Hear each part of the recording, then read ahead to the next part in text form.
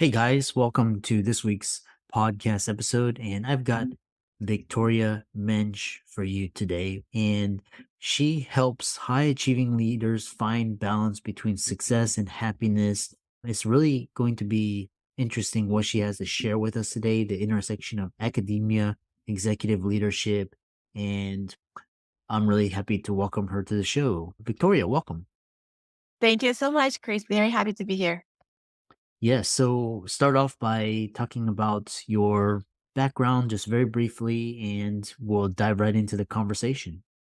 Yes, sure. So I'm Victoria Mensch. I spent most of my career in Silicon Valley in high tech industry, over 25 years of experience.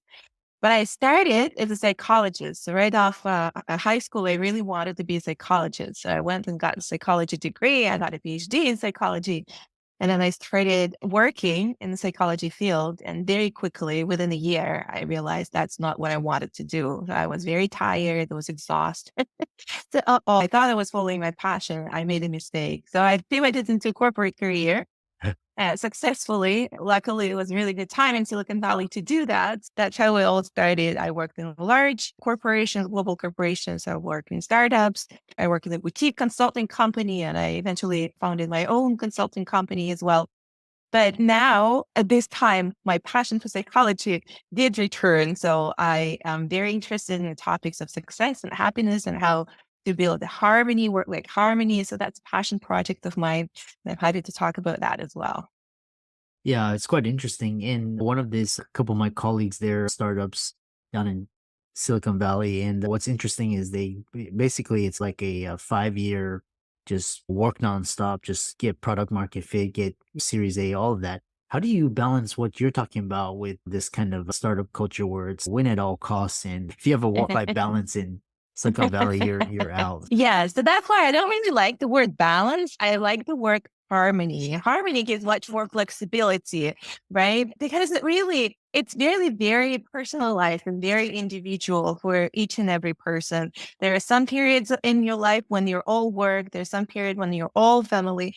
I think what's important is really to keep, and that's what I see in myself and what I see people that I work with as well, is to keep that understanding why you're doing this. The question why is very important. What's important for me is important, not what's important for other people, not what society tells us is important, what our parents told us that is important, not what we read in the glancy magazine, what's important for you. And you design this for you, right? So that's the question that's very important. So a lot of people say work, I cannot do anything else. So you lose control over your own course and your own life because of all those other influences.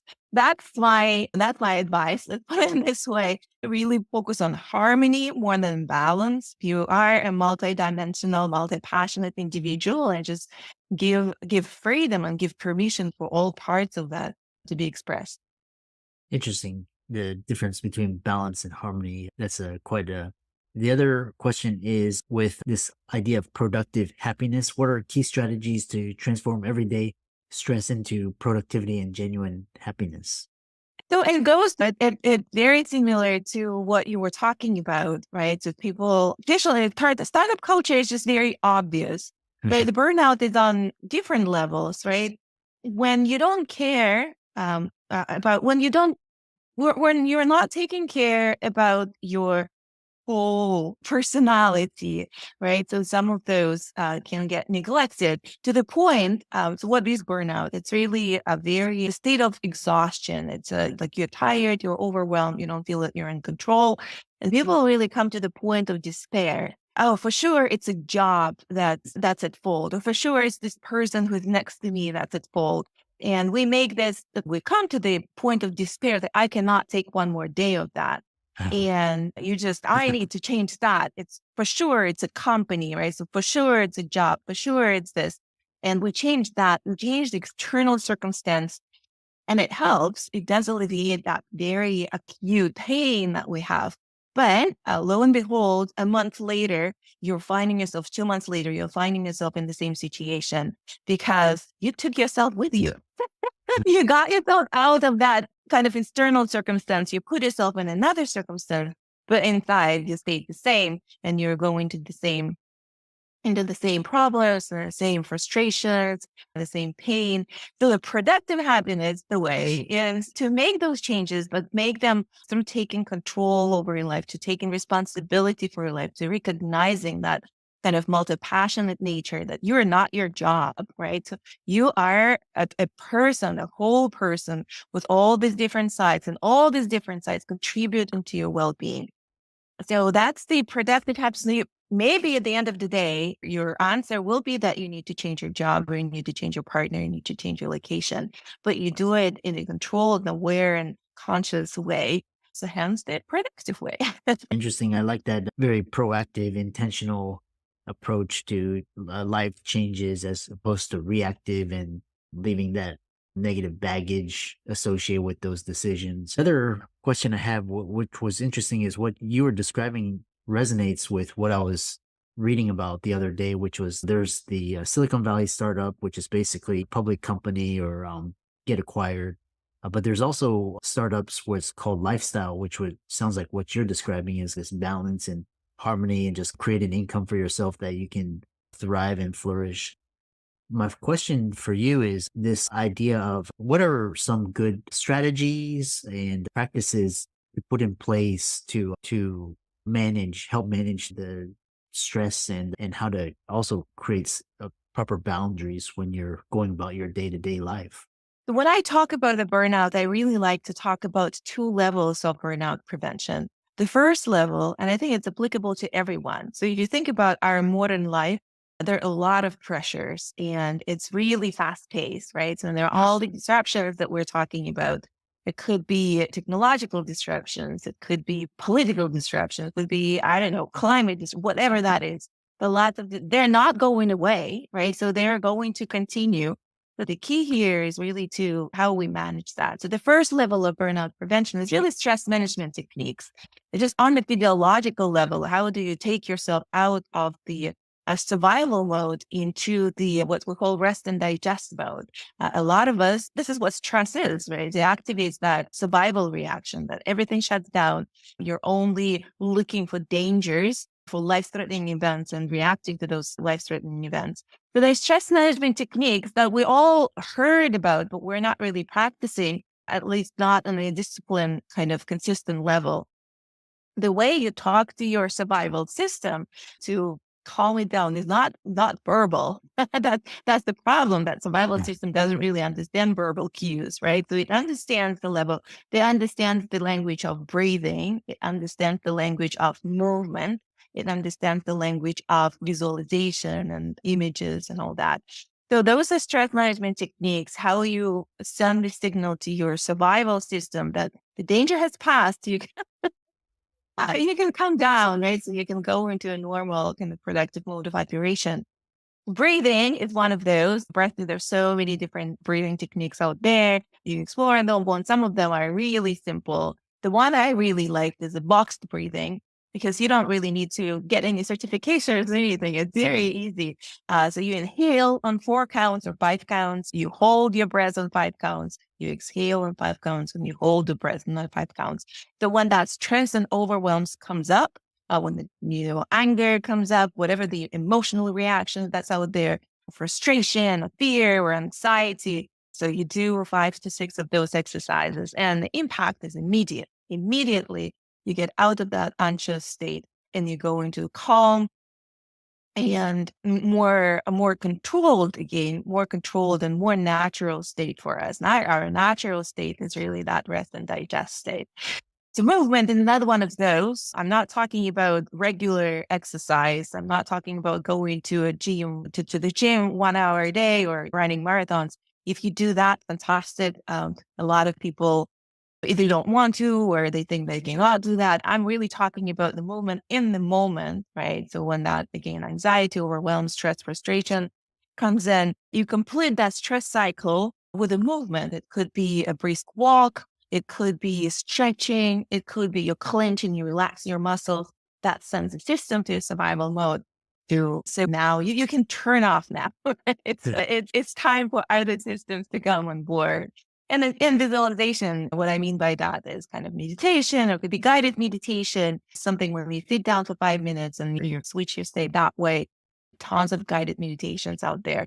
So that's the first level, really stress management techniques. It's especially important for high achievers, entrepreneurs. If you're a startup founder, if you're a CEO, if you're an executive, you have all this stress. So many people are coming at you, so many different responsibilities, so many different things that require your response, your reaction somehow. How do you prioritize them? How do you keep your clean state of mind? So stress management techniques, right? So that's you're like an athlete. You're an athlete. So you owe it to yourself to regulate your system and take control over your survival mode that way. So it is really about taking control and responsibility for that. And then the second level is what we say is really how you control your state of mind. And that's a very interesting point because a lot of us, all of us are actually driven by desire to be happy. But the greatest myth is that was told that we were taught that's out there is that we will be happy when we achieve something, right? So a lot of that drive for achievements is now when I get to that college, then I can relax and be happy. Now when I get that house, then I can relax and be happy. Now when I grow my company to a certain level of revenue, then I can relax and be happy. And that's the greatest myth because happiness is really a choice and it's really a process and a practice. So you can achieve it, and yet you can actually practice. You can choose to be happy. You can practice those happiness, that state of mind that allows you the sustainable drive and coming back to your true self and your true desires. Yeah, it's a lot of the high achievers listening to this podcast, especially the entrepreneurs. We always talk about this arrival fallacy. I'll be happy when I've only seen it prevalent in North America because other cultures they practice what you're talking about. So the next question I have is you talked about these basic and then these second level. Talk about the way of creating boundaries in our world where so that to protect our energies, because a lot of times we have these energies like detracting from us or putting us down. How do you manage those types of boundaries? Yeah. So for boundaries, especially in the corporate setting or in the work setting or in the family setting, whatever that is, right? But from the work perspective, I think what helps, first of all, is to recognize that you are not your job, right? So you are a person and you have different parts of your personality that require equal attention. So for us, if you look at to experience the state of well-being or the sense of flourishing, I'm not just surviving. I'm not just going through circles through my routine. I'm actually flourishing. I'm in the state of, yeah, this is the best day of my life. It actually has different components to that. And job and financial security is one of those components, important one, but only one. So the relationships, there's your well-being, your health, your vitality, right? So these things, recognize that is important. So, and now from that perspective, our financial security and job and achievements, whatever career aspirations, they are important, but they're not 100% of you. So what within that, what you are contributing into your job, into your company, into your career, what is the greatest value that you bring to the table? Not the number of hours that you spend there, but what is the value that you're creating? Yeah, ideally, you want to recognize and identify the value that's uniquely to you. That's the value that I do. I like doing that, and also I'm really good at that. And there are very few people who can contribute the same way. And you measure your worth, right? So you measure your worth in the company that way. What is my value? I measure my value, and everything else you offload, right? So you outsource it to other people, you delegate it to other people. So that's the important step to recognize what is my value, not in the number of hours, not in the number of meetings that I'm attending, but actually the value that I create. What's my worth there? That's one step. And the second step is relinquish unnecessary control over all other parts where you're not contributing value. I call them surrogate activities, right? So I do them. I remember in my corporate career in the beginning, especially when I worked in large global corporations, so we had this really early morning calls with Europe, with Asia, the crazy in hours.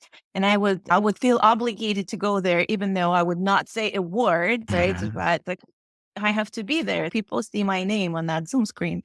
We do it out of fear, not out of bringing value. So you can easily offload and free up your space. You can say no to those as long as you realize what is it that you want to say yes to. And again, relinquish control is the next step. Unnecessary control. Is this really my business? How people put together that spreadsheet, is this really my business? I really want to see the results for my employees, for people who contribute to my business. I want to see results, be clear on that, and how they get there. It's really their business. How many hours they spend doing that, it's their business. So you relinquish that control. You trust that it will be delivered the way it will be delivered, and the quality it will be delivered that might be different from how you would do it, but it's going to be valuable to you. And that frees up a lot of energy, and a lot of time. Mm, Does that make yeah. sense, Christopher? Yeah, interesting. I like that. I like that. Relate the value and really relinquishing control and just focusing on what you can do. Where do you see what you're talking about playing out in? Because a lot of time now we have a lot of options for income. So a lot of people are entrepreneurs, and there's still people in the corporate setting. So where do you see what you're talking about playing out? Is it more applicable to the entrepreneurship setting or corporate setting, and how do you reconcile those 2? I think it's equally important. It's more on the individual level. So you as a person, I think a lot of us, and I was one of those people as well, we accept the routine, right? So that, oh, okay, this is as good as it gets. Yes, I'm busy, I'm tired, I don't have family, or I don't have enough money. And we just accept it is what it is, right? At some point, you just become in the state where you're neither there, you're in between. You're not really extremely unhappy, but you're not really happy. You're just, Yes. how's life? Like, so I think that's unacceptable, right? So we should raise the bar for ourselves. So the state of flourishing and enjoyment and happiness, that should be the default state, right? So that's what we are here for. And it doesn't matter whether and some people they like corporate settings. Some people really cannot fit into corporate settings and they want to be entrepreneurs and want to be that way. It's a choice. It's a personal choice. But either way, that default state of joy and happiness and feeling, living the life you love, that should be default state. And that's really on the individual. Nobody else can make you happy. It's only I can make myself happy. Nobody else can. And that's a practice. And you can craft that life, whether you're in a corporate setting or you are on your own. You can craft that life for yourself and make that choice. Interesting. How can people find out more about you and follow you and find out more about the work that you do? Yeah, so I am on LinkedIn. That's my main place, Victoria Mensch. You can go and see there and you can see everything that I do. If you want to talk more about this, feel free to reach out. I'm happy to discuss and help out with the harmony, work-life harmony. We do retreats, we do mentorship programs, we do programs for teams as well.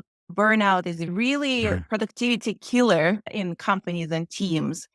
So if you figure that out, you'll get a much more motivated and much more sustainable workforce as well. So we do that. But LinkedIn is the main channel. Yeah, I love that. And for all the audience, be sure to give Victoria's socials a like and follow and check out her work. And thanks so much for a great conversation.